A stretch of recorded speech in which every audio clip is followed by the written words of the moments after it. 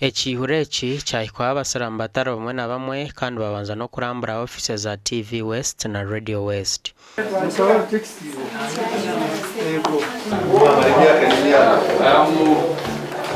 Bayima yo kurambura kwaba kuriyo kugashura n'amashemererwa.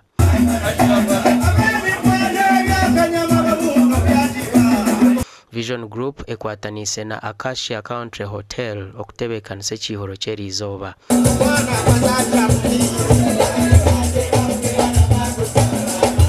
Ijo kareba NRM yazana mbori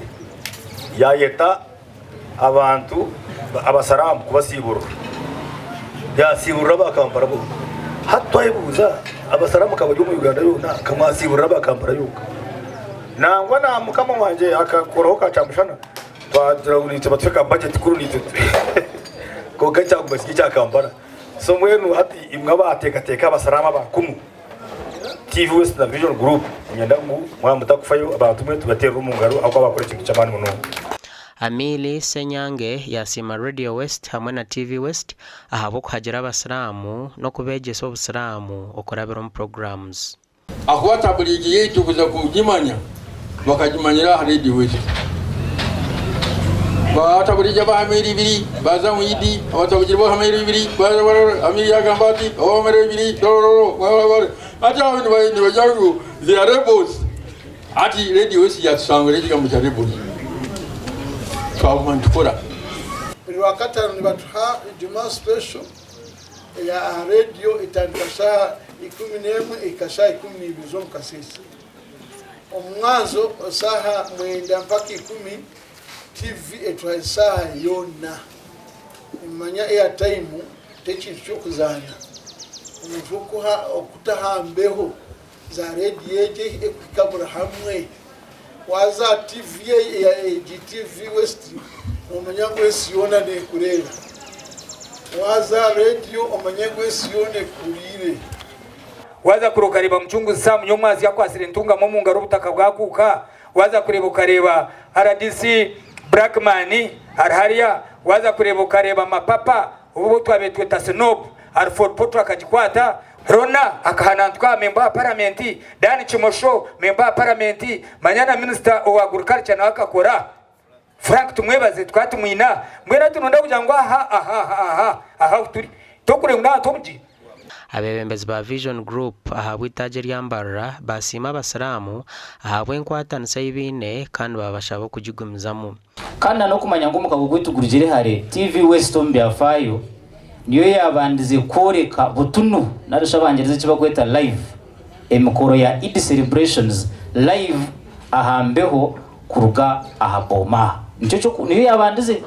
ejo record nito tukagisetinga bana mu gihandiko Mbyafayo mu gihandikemo. There is no other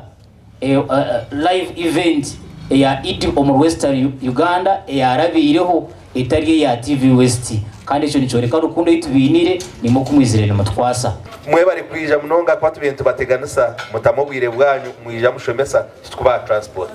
konka okono kunda nanye program yecuro mwe bari kutabona imangu murigiraha mukabimbire mbamwine amakaganyu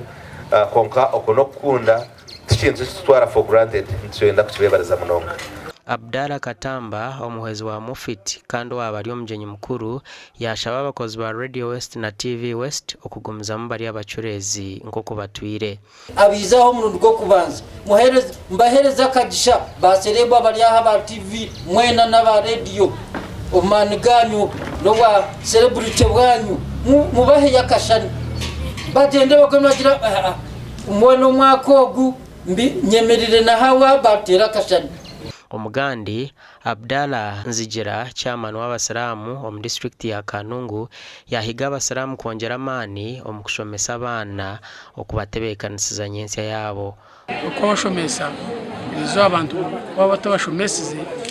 nyensa ehanga yitumwe bari tariho kandi ogumulembe no gukushoma so bene ndakutira abantu mwena kugira ngo mwezi gwa Ramazani ubabere ubwo businge ubwo businguzi no kwegarura busya okusara ahamiza ikite mukuru ogwa Kanungu no gwa Kambuga oko Minister Chris bari munsi yahikayo kandi yasara n'abasiramu turebe ngo abana bo turukuzara wagezaho babata omwishomero bashoma kuko sheki yagamba kuri darashomere tugutunika yungu nyuma yeri mishozi timukabeni mumanyi woni kabiri lyokwe ndi kusiba disize ebuzi Gasha kwa Chi Ramadhan na Weza Wilfred.